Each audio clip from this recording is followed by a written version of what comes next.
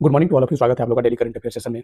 आज देश की स्थिति को देखते हुए अगर आप कहीं भी आप खोलिएगा सोशल मीडिया, उसमें जो छात्र की पीड़ा है वो सरकार नहीं समझ पा रही है। तो सब अगर आप जितने भी सोशल मीडिया ऑनलाइन प्लेटफॉर्म पे हैं तो इस बात को जरूर आवाज़ उठाइएगा और समझिएगा, क्योंकि देश में युवा रास्ते पे भटक रहे हैं और सरकार से मांग रहे हैं। सरकार उनके दमन पूर्वक नीति से उनका आंदोलन दबाने का प्रयास कर रही है।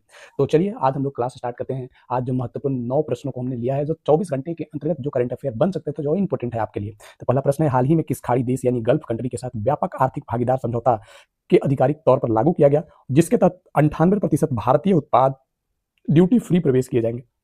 हम लोग अब गल्फ कंट्री जिसे हम जीसीसी देश कहते हैं, वो ओमान के साथ, यानी पहली जीसीसी देश है ओमान। ओमान के साथ हमारी ऐसी समझौता हुई है जिसमें 98% भारतीय सामान पे टैक्स फ्री होगा। अगला प्रश्न है कि जनरल एन राजा सुब्रमण्यम हाल ही में भारत के किस महत्वपूर्ण सैन्य पद पर कार्यभार संभाल रहे हैं। ये भारत के तीसरे यानी थर्ड सीडीएस बने हैं। सीडीएस का full form chief of defence staff. अब इसका कार्य छोटा सा संदर्भ समझिए, तीनों सेनाओं को कोऑर्डिनेट कर आगे अपना समन्वय बनाना है, कोऑर्डिनेट करना है।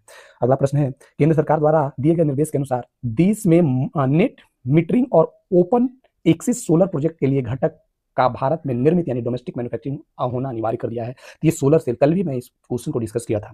अगला प्रश्न है, हाल ही में रक्षा सचिव राजेश कुमार सिंह को किस भारतीय प्रमुख संगठन के अध्यक्ष का अतिरिक्त प्रभार दिया गया है। तो अब राजेश कुमार सिंह जी डीआरडीओ के अतिरिक्त प्रभार में रहेंगे। अगला प्रश्न है, नई दिल्ली में इंदिरा गांधी अंतर्राष्ट्रीय हवाई अड्डे पर भारत का पहला कौन सा उन्नत विमान मौसम निगरानी तंत्र की शुरुआत किया गया है। तो option number C, sky coast के नाम से एक एआई शुरू किया गया है जो मौसम निगरानी तंत्र मजबूती देगा उस एयरपोर्ट का। अगला है, भारत में रक्षा निर्यात क्षमता को बढ़ावा देने के लिए किस देश को ब्रह्मोस्त्र सुपरसोनिक क्रूज मिसाइल की आपूर्ति के लिए एक ऐतिहासिक समझौते पर हस्ताक्षर किए हैं। तो हम लोग आसियान कंट्री में वियतनाम आता है और वियतनाम के साथ ब्रह्मोस्त्र मिसाइल का $1 मिलियन का समझौता किया गया। ये देश की उन्नति के लिए बहुत बड़ी डील है। आर्टिफिशियल इंटेलिजेंस और सेमीकंडक्टर के क्षेत्र तेजी के कारण किस देश शेयर बाजार में भारत को पछाड़कर दुनिया का 5वां सबसे बड़ा शेयर बाजार होने का गौरव हासिल किया गया है।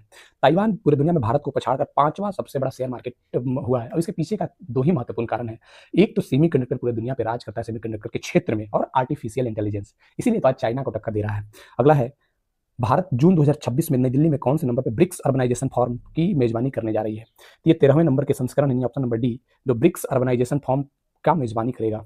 और अंतिम प्रश्न है, प्रतिवर्ष 31 मई को मनाए जाने वाले विश्व तंबाकू निषेध दिवस के 2026 का थीम निर्धारित किया गया, जिसमें unmasking the appeal, countering nicotine and tobacco addiction. भाई तंबाकू शरीर के लिए नुकसानदेह है। जब भी अगर आप किसी भी हानिकारक पदार्थ खाते हैं तो उसमें लिखा होता है तंबाकू से कैंसर होता है, लेकिन क्या ये भारत में इसका कंज्यूम कम होता है? यानी खाने वाले कम हैं, बहुत ज़्यादा है। अगर आप इसको ग्राउंड ग्राउंड रियलिटी देखिएगा तो पढ़े लिखे लोग भी बहुत बढ़िया से खाते हैं इसको, और ये सिर्फ हम लोग एक फॉरम पे डिस्कस कर सकते हैं।